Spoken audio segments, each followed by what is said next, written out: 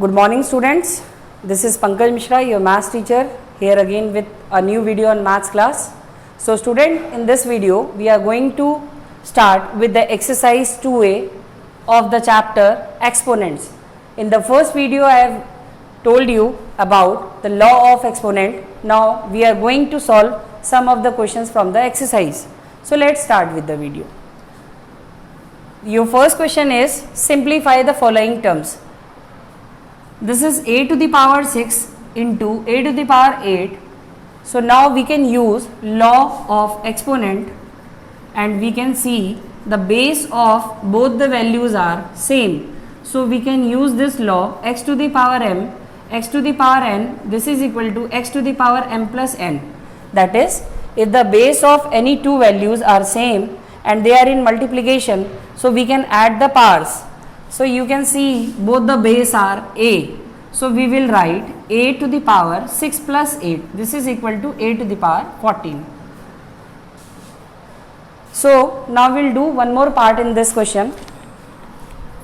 Suppose x to the power 6, y to the power 4, z to the power minus 2 into x to the power minus 3, y to the power minus 5, z to the power minus 1 into x square z to the power 4. Suppose this is our question. Now as we can see there are three terms and variables are x, y and z. So we will simplify it by term. Suppose here it is x to the power 6, in this term here it is x to the power minus 3 and here it is x to the power 2. You can see all the bases are x. So we will write a single x over here and we will add all the powers, that is 6. Now from this side minus 3 and from this side that is 2. For y we will write y to the power 4. From here we will write minus 5 and from this side there is no power, so we can write 0. It is not necessary you write 0, you can just leave it here only. And for z we will write z to the power minus 2 plus minus 1 and plus 4. Now we will simplify these values.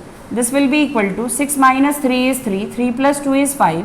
So this is x to the power 5.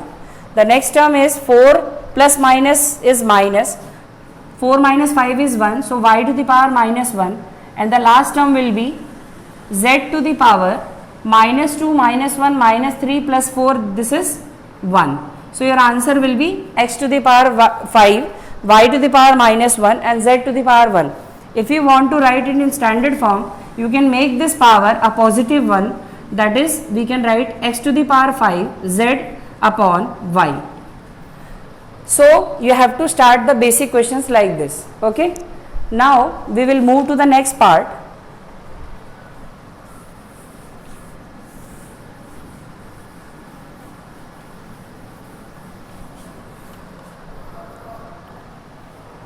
Question number 2. Ninth part. A to the power 7, b to the power 4, 5, c to the power 4 upon a to the power minus 2, b to the power 3, c to the power 6.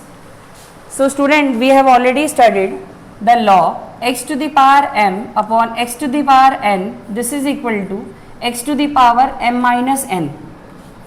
This law holds when m is greater than n, and for n greater than m we have 1 upon x to the power n minus m. So we have to use this division law in this question. So what we will do, we will see the base first. This is a to the power 7, this is a to the power minus 2. So we can see that 7 is greater than minus 2. So we will write 7 to the power 7. This is minus, when it will go to the numerator this will become 7 plus 2. This is 5, this is 3. So 5 minus 3. This is 4, this is 6. So since 4 is less than 6, so this case will come. So we will write c to the power answer will be kitna 4 minus 6.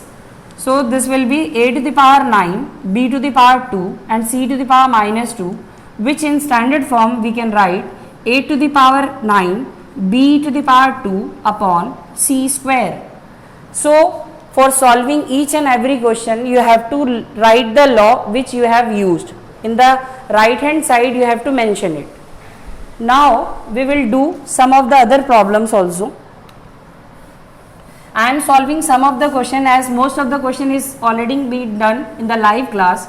I am just giving you the basic concept how to solve the questions if you have not attempted the class. Now we will see question number 3rd. Simplify the terms. Suppose m square to the power m square n to the power minus 3 to the whole power 4. Now in this case you can see there are two terms, there are two variables m and n which are written in bracket to the power 2 and minus 3. So we have a law x to the power m to the whole power n, this will becomes x to the power mn, that is the powers get multiplied.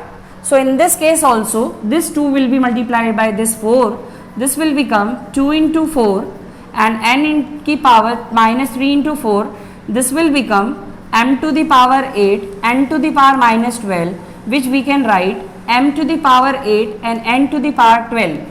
So in this case we will multiply the powers of the bracket terms will be multiply the whole power, that is 2 will be multiplied by 4 for this m and minus 3 will be multiplied for this 4. So we have to use this law for solving these type of questions.